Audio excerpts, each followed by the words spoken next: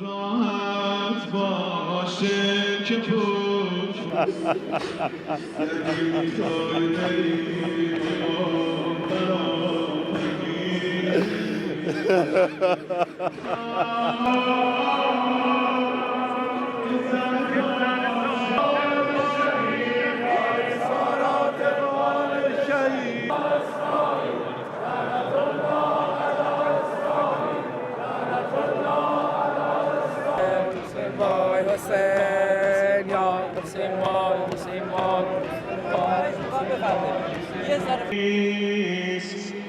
تو رو گرفتم ازم. حس عجیبی دارم.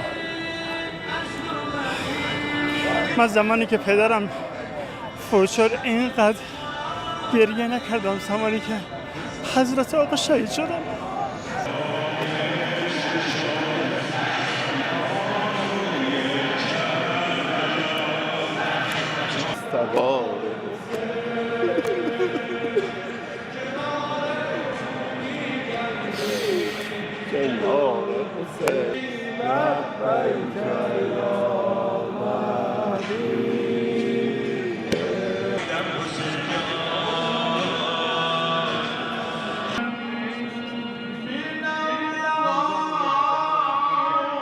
ما اومدیم با ایشون وداع کنیم، ولی انتقام خشونت ایشون رو ما قطعا خواهیم گرفت و همه این مردمی که اینجا هستن به انتقام خون رهبرشون اینجا اومدن و طبق گفته رهبرمون ما با آمریکا پدرکشتگی داریم.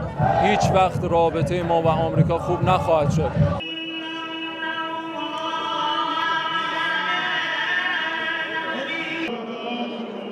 آقا جان وقتی کنار شیش گوشه ما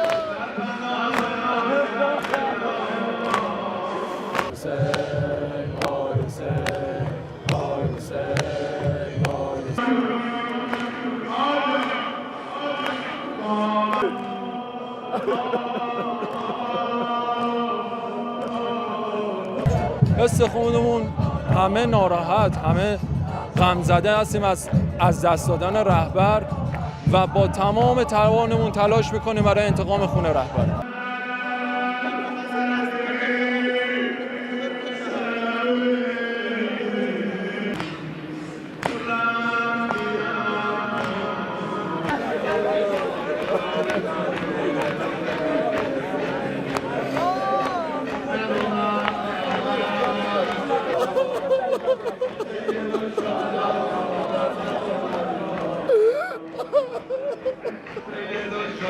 آمریکا ببین یه چیز بگم، یه ابرقدرته، یه چیزایی میخواد، اما من اعتقاد دارم یه چیزایی باید بدیم، چون خودمون 2 دقیقه جای آمریکا بذاریم. یه چیزایی میخواد، یه چیزایی باید بدیم، وگرنه مسئولین ما رو هوا میزنه. مسئولین ما باید فکر خودمون نباشیم، یه مقدارم فکر مسئولین باشیم.